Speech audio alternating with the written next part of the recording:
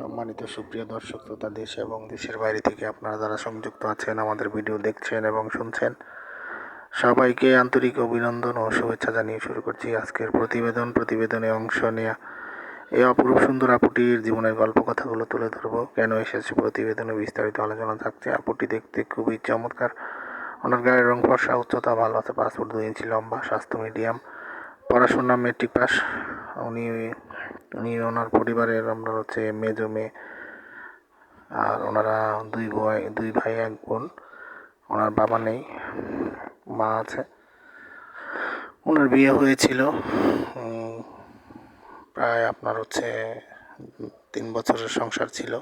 তো ওইখানে ওনার একটি 1.5 বছরের মেয়ে বাবু আছে। তো দুর্ভাগ্যজনিত কারণে ওনার হাজব্যান্ড আপনার হচ্ছে স্ট্রোক করে মারা যায়। তারপর থেকে উনি ওনার বাবার বাড়িতে আছে।